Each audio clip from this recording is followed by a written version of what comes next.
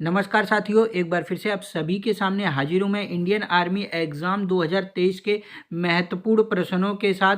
दोस्तों, ये सभी क्वेश्चन आपके इंडियन आर्मी एग्ज़ाम के लिए मोस्ट इम्पोर्टेंट हैं, क्योंकि ये क्वेश्चन दोस्तों हर बार इंडियन आर्मी एग्ज़ाम में पूछे ही गए हैं और इस बार भी ये क्वेश्चन दोस्तों आपको इंडियन आर्मी एग्ज़ाम में देखने को मिलने वाले हैं। तो इसलिए दोस्तों वीडियो में लास्ट तक ज़रूर से बने रहिएगा और सभी क्वेश्चन को नोट डाउन करते रहिएगा। दोस्तों, आपके एग्ज़ाम 17 अप्रैल से स्टार्ट है, इसलिए आपके पास बहुत ही कम समय है तैयारी करने के लिए। तो जितनी भी तैयारी आप कर सकते हैं उससे ज़्यादा आपको तैयारी करनी है। और चैनल पर यदि आप नए हो तो सब्सक्राइब कर लीजिएगा, क्योंकि इसी तरीके के क्वेश्चन मैं डेली आप सभी के लिए इस चैनल पर लाता रहूँगा। चलिए वीडियो की शुरुआत करते हैं और आज का क्वेश्चन नंबर फर्स्ट देखते हैं। दोस्तों, आज की वीडियो में मैं आप सभी के लिए टॉप 30 क्वेश्चन लेके आया हूं और आज का टारगेट हम 27 क्वेश्चनों का रखते हैं। वीडियो के लास्ट में आपको कमेंट करके ज़रूर से बताना है कि आप कितने क्वेश्चन सही कर पाए हैं। ठीक है दोस्तों, चलिए क्वेश्चन नंबर फर्स्ट देखते हैं। आज का क्वेश्चन नंबर फर्स्ट है, असहयोग आंदोलन किस वर्ष गांधी जी के द्वारा शुरू किया गया था। दोस्तों, गांधी जी से रिलेटेड एक क्वेश्चन आपको एग्जाम में जरूर से देखने को मिलने वाला है। हर शिफ्ट में दोस्तों गांधी जी से रिलेटेड क्वेश्चन पूछा ही जाता है। तो चलिए बताइए, असहयोग आंदोलन किस वर्ष गांधी जी के द्वारा शुरू किया गया था। आपके ऑप्शन है 1919, 1920, 1922 या फिर 1940। कौन सा ऑप्शन राइट हो जाता है? किस वर्ष गांधी जी ने असहयोग आंदोलन की शुरुआत की थी? तो इस क्वेश्चन का आंसर दोस्तों ऑप्शन बी राइट हो जाता है, 1920। दोस्तों, 1920 ईस्वी में गांधी जी ने असहयोग आंदोलन की शुरुआत की थी। आइए दोस्तों, गांधी जी के बारे में अब थोड़ा सा जान लेते हैं। गांधी जी दोस्तों 9 जनवरी 1915, डेट आपको याद रख लेनी है। 9 जनवरी 1915 ईस्वी को गांधी जी दक्षिण अफ्रीका से भारत वापस आए थे। ठीक है, इसीलिए दोस्तों 9 जनवरी को भारतीय प्रवासी दिवस के रूप में भी मनाया जाता है। कई बार एग्जाम में पूछा गया है कि भारतीय प्रवासी दिवस कब मनाया जाता है, तो डेट आपको याद रख लेनी है 9 जनवरी को, क्योंकि गांधी जी 9 जनवरी के दिन ही भारत वापस आए थे। अब दोस्तों, गांधी जी के आंदोलन एग्जाम में पूछे जाते हैं, तो आइए गांधी जी के आंदोलन भी हम लोग एक बार देख लेते हैं कि कौन कौन से आंदोलन गांधी जी से रिलेटेड है। सबसे पहले दोस्तों आपको चंपारण आंदोलन याद रख लेना है। चंपारण आंदोलन गांधी जी ने 1917 ईस्वी में शुरुआत की थी। दूसरा आंदोलन आपको खेड़ा सत्याग्रह याद कर लेना है। खेड़ा सत्याग्रह आंदोलन या अहमदाबाद मिल मजदूर आंदोलन, दोनों ही दोस्तों 1918 ईस्वी में किए गए थे। खिलाफत आंदोलन आपको याद रख लेना है। खिलाफत आंदोलन 1919 ईस्वी में गांधी जी के द्वारा शुरू किया गया था। इसके बाद दोस्तों असहयोग आंदोलन गांधी जी लेकर आए थे। असहयोग आंदोलन 1920 ईस्वी में शुरुआत की गई थी। कब की गई थी? 1920 ईस्वी में शुरुआत की गई थी। और एक आंदोलन और आपको याद रख लेना है, सविनय अवज्ञा आंदोलन। सविनय अवज्ञा आंदोलन कब किया गया था दोस्तों? 1930 ईस्वी में किया गया था। इसे दोस्तों नमक आंदोलन के नाम से भी जाना जाता है, सविनय अवज्ञा आंदोलन को। तो ये दोनों आपको याद रख लेने हैं। और लास्ट गांधी जी ने किया था भारत छोड़ो आंदोलन।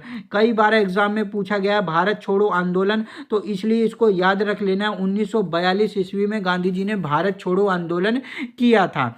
अब दोस्तों एक चीज और आपसे पूछ ली जाती है, गोरखपुर में एक घटना हुई थी चौरी चौरा कांड, आपको याद होगा। चौरी चौरा कांड कब हुआ था? 1922 ईस्वी में हुआ था। ये भी आपको याद रख के चलना है गांधी जी से रिलेटेड। ठीक है दोस्तों, तो एक ही क्वेश्चन में जितने भी क्वेश्चन बन सकते हैं सभी क्वेश्चन आपको कवर करा देने वाला हूं, ताकि एग्जाम में आपका कोई भी क्वेश्चन ना छूटे। तो इसलिए दोस्तों चैनल पर जरूर से बने रहिएगा, सब्सक्राइब कर लीजिएगा, वीडियो को एक लाइक जरूर से कर दीजिएगा। चलिए नेक्स्ट क्वेश्चन देखते हैं। अगला क्वेश्चन है आपका, विश्व स्वास्थ्य दिवस कब मनाया जाता है। आपके ऑप्शन है 7 अप्रैल, 7 मई, 1 अप्रैल, 1 मई। कौन सा ऑप्शन राइट हो जाता है? विश्व स्वास्थ्य दिवस कब मनाया जाता है? तो इस क्वेश्चन का आंसर दोस्तों ऑप्शन ए राइट हो जाता है, 7 अप्रैल। 7 अप्रैल को दोस्तों विश्व स्वास्थ्य दिवस मनाया जाता है। चलिए नेक्स्ट क्वेश्चन देखते हैं। अगला क्वेश्चन है, कयक इनमें से किससे संबंधित है। दोस्तों प्रीवियस ईयर क्वेश्चन है ये, इंडियन आर्मी में पिछली साल क्वेश्चन यह पूछा गया था। कयक इनमें से किससे संबंधित है।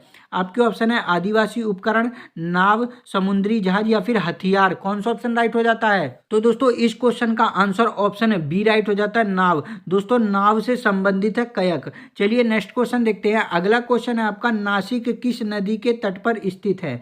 आपके ऑप्शन है कृष्णा, नर्मदा, गोदावरी या फिर इनमें से कोई नहीं। नासिक किस नदी के तट पर स्थित है? कौन सा ऑप्शन राइट हो जाता है? तो इस क्वेश्चन का आंसर दोस्तों ऑप्शन सी राइट हो जाता है, गोदावरी। गोदावरी नदी के तट पर दोस्तों नासिक स्थित है। यदि मैं बात करूं गोदावरी नदी की, तो आपको याद रख लेना है दक्षिण भारत की सबसे लंबी नदी है गोदावरी।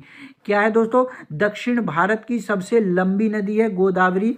और गोदावरी की सहायक नदियां कई बार एग्जाम में पूछी गई हैं, तो आपको याद रख लेना है कि गोदावरी की सहायक नदियां कौन कौन सी हैं।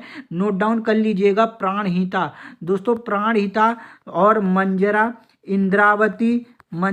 इंद्रावती, पेनगंगा, ये दोस्तों आपको याद रख लेना है। ये सभी क्या है? गोदावरी नदी की सहायक नदियां हैं और एग्जाम में पूछी गई हैं, तो इनको जरूर से याद कर लीजिएगा। चलिए नेक्स्ट क्वेश्चन देखते हैं। अगला क्वेश्चन है, भारत का एकमात्र जल प्रशिक्षण जहाज कौन सा है? आपके ऑप्शन है INS तरिंगिनी, INS Virat, INS Garuda या फिर इनमें से कोई नहीं। भारत का एकमात्र जल प्रशिक्षण जहाज कौन सा है? तो इस क्वेश्चन का आंसर दोस्तों ऑप्शन ए राइट हो जाता है, INS तरिंगिनी दोस्तों भारत का एकमात्र जल प्रशिक्षण जहाज है। चलिए नेक्स्ट क्वेश्चन देखते हैं। अगला क्वेश्चन है, दुनिया की सबसे लंबी नदी अमेजन कहाँ से बहती है? आपके ऑप्शन है दक्षिण अमेरिका, उत्तरी अमेरिका, अफ्रीका या फिर यूरोप। कौन सा ऑप्शन राइट हो जाएगा? दोस्तों अमेजन आपको याद रख लेना है, दुनिया की सबसे लंबी नदी है। ठीक है, अब बताइए ये कहाँ से बहती है? आपका कौन सा ऑप्शन राइट हो जाता है? तो इस क्वेश्चन का आंसर दोस्तों ऑप्शन ए राइट हो जाता है, दक्षिण अमेरिका से दोस्तों यह नदी बहती है। चलिए नेक्स्ट क्वेश्चन देखते हैं। अगला क्वेश्चन है, कौन सा दस्तावेज भारत की आधिकारिक भाषाओं का विवरण रखता है? यानी भारत में कितनी भाषाएं हैं, इसका विवरण कौन सी आधिकारिक दस्तावेज रखता है? आपके ऑप्शन है 9वां, 11वां, 8वां या फिर इनमें से कोई नहीं। कौन सा ऑप्शन राइट हो जाता है? तो इस क्वेश्चन का आंसर दोस्तों ऑप्शन सी राइट हो जाता है, 8वां। दोस्तों 8वीं अनुसूची दोस्तों भारतीय संविधान में हमारी भाषाओं से संबंधित है। और इसमें दोस्तों कितनी भाषाएं हैं, तो आपको याद रख लेना है, इसमें दोस्तों 22 भाषाओं का उल्लेख किया गया है।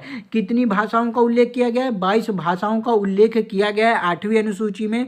तो ये क्वेश्चन आपका 8वां सही हो जाता है। चलिए नेक्स्ट क्वेश्चन देखते हैं। अगला क्वेश्चन है आपका, जिम कॉर्बेट राष्ट्रीय उद्यान कहाँ पर स्थित है? आपके ऑप्शन है उत्तर प्रदेश, झारखंड, छत्तीसगढ़ या फिर उत्तराखंड। कौन सा ऑप्शन राइट हो जाता है? जिम कॉर्बेट राष्ट्रीय उद्यान कहाँ पर स्थित है? तो इस क्वेश्चन का आंसर दोस्तों ऑप्शन है डी राइट हो जाता है, उत्तराखंड। उत्तराखंड में दोस्तों आपका जिम कॉर्बेट राष्ट्रीय उद्यान स्थित है। और दोस्तों यदि मैं बात करूं इसके नाम की, तो नाम आपको याद रख लेना है। पहले जिम कॉर्बेट राष्ट्रीय उद्यान था, उसके बाद इसका नाम क्या रखा गया? हैली नेशनल पार्क रखा गया। क्या रखा गया? हैली नेशनल पार्क रखा गया। और उसके बाद फिर इसका नाम चेंज करके दोस्तों रामगंगा नेशनल पार्क रखा गया। क्या रखा गया? रामगंगा नेशनल पार्क रखा गया। ये चीज़ आपको याद रख लेनी है कि ये तीनों नाम इसी के ही हैं। कई बार एग्जाम में हैली नेशनल पार्क आपको देखने को मिल जाएगा या फिर रामगंगा भी देखने को मिल जाता है। तो याद रख लीजिएगा कि ये दोनों ही जिम कॉर्बेट नेशनल पार्क के ही नाम है। पहले जिम कॉर्बेट था, फिर हैली नेशनल पार्क रखा गया और उसके बाद चेंज करके रामगंगा नेशनल पार्क रखा गया। दूसरी बात दोस्तों, इस नेशनल पार्क में सबसे ज्यादा बंगाल टाइगर हैं, तो ये चीज आपको जरूर से याद रख लेनी है। बंगाल टाइगर के लिए फेमस है जिम कॉर्बेट नेशनल पार्क। चलिए नेक्स्ट क्वेश्चन देखते हैं। अगला क्वेश्चन है, सऊदी अरब की मुद्रा क्या है? दोस्तों मुद्रा से एक क्वेश्चन आपको एग्जाम में जरूर से देखने को मिलने वाला है, हर बार एग्जाम में पूछा जाता है। बताइए सऊदी अरब की मुद्रा क्या है? आपके ऑप्शन है दीनार, लीरा, रियाल या फिर इनमें से कोई नहीं। कौन सा ऑप्शन राइट हो जाता है? तो दोस्तों इस क्वेश्चन का आंसर ऑप्शन सी राइट हो जाता है, रियाल। दोस्तों सऊदी अरब की मुद्रा क्या है? रियाल है। चलिए नेक्स्ट क्वेश्चन देखते हैं। अगला क्वेश्चन है आपका, स्वतंत्र भारत की पहली महिला गवर्नर कौन थी? आपके ऑप्शन है विजय लक्ष्मी पंडित, शीला दीक्षित, सरोजिनी नायडू या फिर इनमें से कोई नहीं। स्वतंत्र भारत की पहली महिला गवर्नर कौन थी? तो इस क्वेश्चन का आंसर दोस्तों ऑप्शन सी राइट हो जाता है, सरोजिनी नायडू जी स्वतंत्र भारत की पहली महिला गवर्नर थी। और दूसरी बात आपको याद रख लेना है, इनके जन्म दिवस 13 फरवरी को दोस्तों क्या मनाया जाता है, राष्ट्रीय महिला दिवस के रूप में मनाया जाता है। कई बार एग्जाम में पूछा गया है, राष्ट्रीय महिला दिवस आपसे पूछे तो 13 फरवरी और अंतरराष्ट्रीय महिला दिवस आपसे पूछे तो 8 मार्च।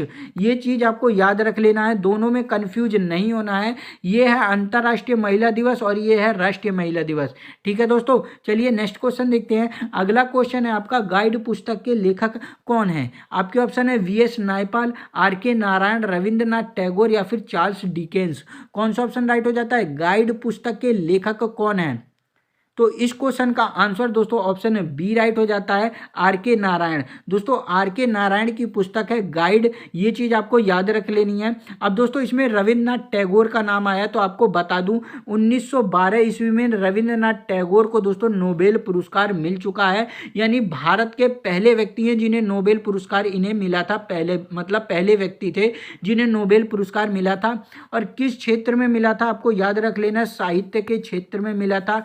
किसके लिए मिला था? तो गीतांजलि के लिए मिला था। ये चीज आपको जरूर से याद करके चलना है। ठीक है दोस्तों, चलिए नेक्स्ट क्वेश्चन देखते हैं। अगला क्वेश्चन है आपका, सशस्त्र बल के सर्वोच्च कमांडर कौन है?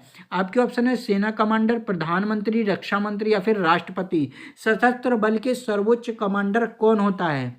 तो दोस्तों इस क्वेश्चन का आंसर ऑप्शन डी राइट हो जाएगा, राष्ट्रपति। दोस्तों राष्ट्रपति सशस्त्र बल के सर्वोच्च कमांडर होते हैं, यानी तीनों सेनाओं के दोस्तों ये सर्वोच्च कमांडर होते हैं राष्ट्रपति ही। ये चीज आपको याद करके चलना है। और इस समय भारत की राष्ट्रपति कौन है? तो आपको नाम याद रख लेना है, द्रौपदी मुर्मू का। दोस्तों द्रौपदी मुर्मू जी इस समय भारत की राष्ट्रपति हैं। और कौन सी भी राष्ट्रपति हैं? तो 15वीं राष्ट्रपति हैं। ये चीज आपको याद रख लेना है। इनकी जनजाति आपसे एग्जाम में पूछी जा सकती है कि राष्ट्रपति द्रौपदी मुर्मू जी किस जनजाति से संबंधित हैं, तो आपको याद रख लेना है संथाल जनजाति से दोस्तों ये संबंधित हैं। किस जनजाति से? संथाल जनजाति से। चलिए नेक्स्ट क्वेश्चन देखते हैं। अगला क्वेश्चन है दोस्तों, पानीपत की पहली लड़ाई किनके बीच लड़ी गई थी? आपके ऑप्शन है पृथ्वीराज चौहान, मोहम्मद गौरी, बाबर और इब्राहिम लोदी, नादिर शाह और मोहम्मद शाह या फिर कलाइव और सिराजुद्दौला।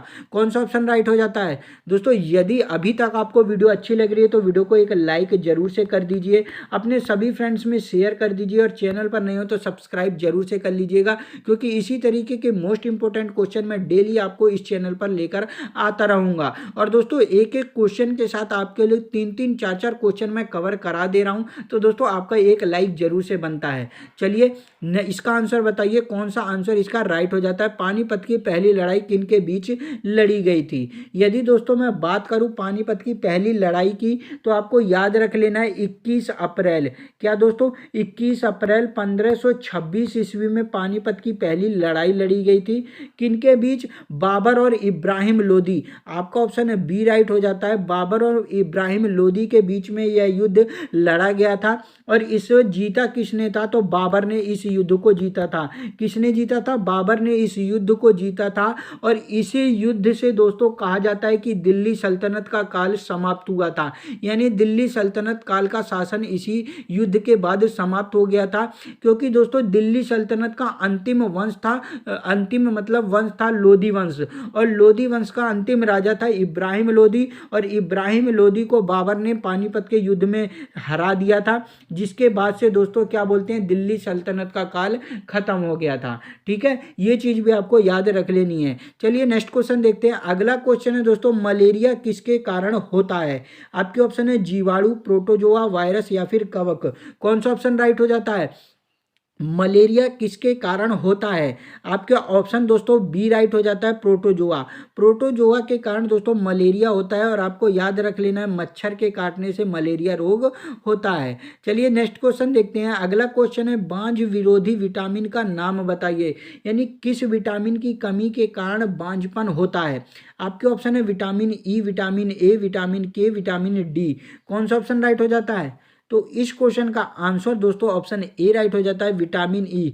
विटामिन ई की कमी के कारण दोस्तों बांझ विरोधी हो जाता है, यानी बांझपन हो जाता है। ठीक है, चलिए नेक्स्ट क्वेश्चन देखते हैं। आपका अगला क्वेश्चन है, कार्य बल और विस्थापन के बीच का संबंध बताइए। कौन सा ऑप्शन राइट हो जाता है दोस्तों? कार्य बल और विस्थापन के बीच का संबंध आपको बताना है। यदि मैं बात करूँ कार्य को, तो कार्य को दोस्तों W से डिनोट करते हैं। बल की बात करूँ तो बल को S से डिनोट करते हैं, और विस्थापन की बात करूँ तो विस्थापन को S से डिनोट करते हैं। ये चीज़ आपको याद रख लेनी है। तो इस क्वेश्चन का कौन सा आंसर राइट हो जाता है? तो इस क्वेश्चन का दोस्तों ऑप्शन ए राइट हो जाता है, W बराबर F इंटू एस। दोस्तों यह कार्य, बल और विस्थापन के बीच संबंध है। चलिए नेक्स्ट क्वेश्चन देखते हैं। अगला क्वेश्चन है आपका, कौन सा रसायन पौधों से प्राप्त होता है? आपके ऑप्शन है कुनेन, एस्पिरिन, इंसुलिन या फिर इनमें से कोई नहीं। कौन सा ऑप्शन राइट हो जाएगा? कौन सा रसायन पौधों से प्राप्त होता है? तो इस क्वेश्चन का आंसर दोस्तों ऑप्शन ए राइट हो जाता है, कुनेन। कुनेन दोस्तों पौधों से प्राप्त होता है। चलिए नेक्स्ट क्वेश्चन देखते हैं। अगला क्वेश्चन है, सीस्मोग्राफ से क्या मापा जाता है? आपके ऑप्शन है हवा की गति, बारिश, भूकंप या फिर इनमें से कोई नहीं। यदि दोस्तों आपको इन सभी वीडियो की PDF नोट्स चाहिए तो आप हमारे टेलीग्राम चैनल के साथ जरूर से जुड़ जाइए। टेलीग्राम चैनल पर दोस्तों मैं सभी वीडियो की PDF नोट्स आपको प्रोवाइड करा दूंगा। टेलीग्राम चैनल की लिंक आपको डिस्क्रिप्शन में मिल जाएगी, वहां से आप आसानी से हमारे टेलीग्राम चैनल को ज्वाइन कर सकते हैं और सभी वीडियो की PDF नोट्स प्राप्त कर सकते हैं। ठीक है दोस्तों, तो टेलीग्राम चैनल को ज्वाइन करना ना भूलिएगा। चलिए बताइए, सीस्मोग्राफ से क्या मापा जाता है? तो इस क्वेश्चन का आंसर दोस्तों ऑप्शन सी राइट हो जाता है, भूकंप। भूकंप की तीव्रता दोस्तों सीस्मोग्राफ से मापी जाती है। चलिए नेक्स्ट क्वेश्चन देखते हैं। अगला क्वेश्चन है, कौन सी गैस सोडा वाटर तैयार करने में इस्तेमाल की जाती है? आपके ऑप्शन है sulphur, carbon dioxide, carbon monoxide, carbon. कौन सा ऑप्शन राइट हो जाता है? सोडा वाटर तैयार करने में कौन सी गैस का इस्तेमाल किया जाता है? तो इस क्वेश्चन का आंसर दोस्तों ऑप्शन बी राइट हो जाता है, कार्बन डाइऑक्साइड, यानी CO2 का यूज दोस्तों सोडा वाटर तैयार करने में किया जाता है। चलिए नेक्स्ट क्वेश्चन देखते हैं। अगला क्वेश्चन है, इनमें से कौन एक अदिश मात्रा है? आपके ऑप्शन है गति, बल, त्वरण या फिर इनमें से कोई नहीं। कौन सा ऑप्शन राइट हो जाता है? कौन सी एक अदिश मात्रा है? तो इस क्वेश्चन का आंसर दोस्तों ऑप्शन ए राइट हो जाता है, गति। गति दोस्तों एक अदिश राशि है, अदिश मात्रा है। और यदि मैं बात करूं बल और त्वरण की, तो बल और त्वरण एक सदिश राशि है। ये चीज आपको जरूर से याद रख के चलना है। चलिए नेक्स्ट क्वेश्चन देखते हैं। अगला क्वेश्चन है आपका, हीमोग्लोबिन का मुख्य घटक क्या है? प्रोटीन, लोहा, मोटापा या फिर विटामिन। कौन सा ऑप्शन राइट हो जाता है? हीमोग्लोबिन का मुख्य घटक। तो इस क्वेश्चन का आंसर दोस्तों ऑप्शन बी राइट हो जाता है, लोहा। लोहा दोस्तों हीमोग्लोबिन का मुख्य घटक है। और दोस्तों हीमोग्लोबिन किस में पाया जाता है? तो रक्त में पाया जाता है। ये चीज भी आपको याद रख लेना है।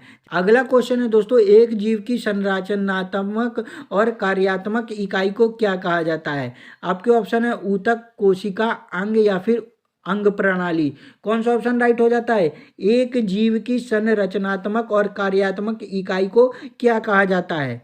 तो इस क्वेश्चन का आंसर दोस्तों ऑप्शन बी राइट हो जाता है, कोशिका उसको कहा जाता है। कई बार दोस्तों एग्जाम में कोशिका ना देकर आपको सेल दे देगा, तो आपको याद रख लेना है, कोशिका को ही इंग्लिश में सेल कहा जाता है।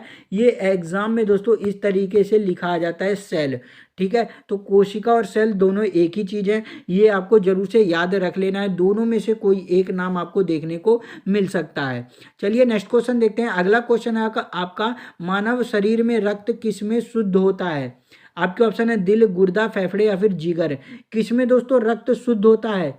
तो इस क्वेश्चन का आंसर दोस्तों ऑप्शन बी राइट हो जाता है, गुर्दा।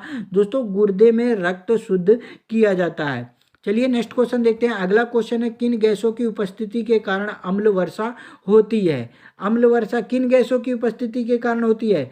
तो इस क्वेश्चन का आंसर दोस्तों ऑप्शन ए राइट हो जाता है, NO2 और SO2 के कारण दोस्तों अम्ल वर्षा होती है। और अम्ल वर्षा के कारण ही दोस्तों ताजमहल का रंग फीका पड़ रहा है। ये चीज भी आपको याद रख लेना है। कई बार एग्जाम में पूछा गया है कि ताजमहल का रंग किसकी कारण दोस्तों फीका पड़ रहा है, तो ऑप्शन में आपको अम्ल वर्षा देखने को मिल जाएगी। तो अम्ल वर्षा आपका राइट हो जाएगा। चलिए नेक्स्ट क्वेश्चन देखते हैं। अगला क्वेश्चन है, विद्युत प्रवाह किससे मापा जाता है? आपके ऑप्शन है वोल्ट मीटर, अमीटर, एनीमोमीटर या फिर इनमें से कोई नहीं। दोस्तों आपका इंडियन आर्मी का एग्जाम 17 अप्रैल से स्टार्ट है और आपके पास अब बहुत कम समय है, तो इसलिए जो दोस्तों आप जितनी भी तैयारी कर सकते हैं उतनी तैयारी आपको करनी है। आप अपनी तैयारी को रोकना नहीं है। और इस वीडियो पर जितने भी क्वेश्चन मैंने कराए हैं वीडियो के लास्ट में आपको जरूर से कमेंट करके बताना है कि आप कितने क्वेश्चन सही कर पाए हैं। और चैनल पर यदि आप नए हो तो सब्सक्राइब जरूर से कर लीजिएगा, क्योंकि डेली दोस्तों आपके लिए मैं इसी तरीके के most important question Indian army से रिलेटेड लेकर आता रहूँगा। दोस्तों हर एग्जाम में ये क्वेश्चन पूछे जाते हैं और इंडियन आर्मी में कई बार रिपीट ये क्वेश्चन हुए हैं। हर साल दोस्तों ये क्वेश्चन पूछे ही गए हैं, तो इसलिए ये मोस्ट इंपोर्टेंट क्वेश्चन है, इनको जरूर से आप देख लीजिएगा। तो चलिए बताइए, विद्युत प्रवाह किससे मापा जाता है? आपका ऑप्शन कौन सा राइट हो जाता है? तो इस क्वेश्चन का आंसर दोस्तों ऑप्शन बी राइट हो जाता है, अमीटर। दोस्तों अमीटर से विद्युत प्रवाह मापा जाता है। चलिए नेक्स्ट क्वेश्चन देखते हैं। अगला क्वेश्चन है, निम्न में से कौन सा अंग कोशिका का विद्युत ग्रह कहलाता है, यानी पावर हाउस किसको कहा जाता है? कौन सा ऑप्शन राइट हो जाता है? आपके ऑप्शन है राइबोसोम, माइटोकॉन्ड्रिया, लाइसोसोम। कौन सा ऑप्शन राइट होता है? तो इस क्वेश्चन का आंसर दोस्तों ऑप्शन बी राइट हो जाता है, माइटोकॉन्ड्रिया का दोस्तों कोशिका का विद्युत ग्रह कहा जाता है, यानी पावर हाउस कहा जाता है। चलिए ये चीज जरूर से याद रख लीजिएगा। चलिए नेक्स्ट क्वेश्चन देखते हैं। अगला क्वेश्चन है, इनमें से कौन सा मानव शरीर के समन्वय गतिविधियों को नियंत्रित करता है? आपके ऑप्शन है हार्मोन, रंध्र, ग्रंथि या फिर इनमें से कोई नहीं। कौन सा ऑप्शन राइट हो जाता है? शरीर के समन्वय गतिविधियों को कौन सा मानव अंग मतलब नियंत्रित करता है? कौन सा ऑप्शन राइट हो जाता है? तो इस क्वेश्चन का आंसर दोस्तों ऑप्शन ए राइट हो जाता है, हार्मोन दोस्तों मानव शरीर के समन्वय गतिविधियों को नियंत्रित करता है। चलिए नेक्स्ट क्वेश्चन देखते हैं। अगला क्वेश्चन है, कौन सा जीवाणु दूध को दही में परिवर्तित करता है? आपके ऑप्शन है वायुजीवी, इकोलाई, लैक्टोबैसिलस या फिर इनमें से कोई नहीं। यानी दूध से दही किस चीज के कारण परिवर्तित होता है? तो इस क्वेश्चन का आंसर दोस्तों ऑप्शन सी राइट हो जाता है, लैक्टोबैसिलिस के कारण दोस्तों दूध दही में परिवर्तित होता है। और दूध को मापने वाला यंत्र कौन सा है? तो आपको याद रख लेना है लैक्टोमीटर। लैक्टोमीटर से दोस्तों दूध को मापा जाता है, ये चीज भी आपको जरूर से याद करके चलना है। चलिए नेक्स्ट क्वेश्चन देखते हैं। अगला क्वेश्चन है, मनुष्य में मांसपेशियों की संख्या कितनी होती है? कौन सा ऑप्शन राइट हो जाता है? तो इस क्वेश्चन का आंसर दोस्तों ऑप्शन ए राइट हो जाता है, 639 मनुष्य में मांसपेशियों की संख्या होती है। तो चलिए नेक्स्ट क्वेश्चन देखते हैं, और आज की वीडियो का दोस्तों ये लास्ट क्वेश्चन है। आपका क्वेश्चन है, मनुष्य में गुणसूत्रों की संख्या कितनी होती है? कौन सा ऑप्शन राइट हो जाता है? यदि दोस्तों आपको इसका आंसर पता होगा तो जरूर से कमेंट करिएगा। वीडियो आपको कैसी लगी ये जरूर से बताइएगा, और कितने क्वेश्चन आपने सही करे हैं कमेंट जरूर कर दीजिएगा। यदि वीडियो दोस्तों आपको अच्छी लगी होगी तो एक लाइक जरूर से कर दीजिएगा। चैनल पर नए हो तो सब्सक्राइब कर लीजिएगा, क्योंकि इसी तरीके के मोस्ट इंपोर्टेंट क्वेश्चन मैं डेली आपको इस चैनल पर लाता रहूँगा। तो चलिए दोस्तों, मिलता हूँ नेक्स्ट वीडियो में, तब तक के लिए जय हिंद दोस्तों।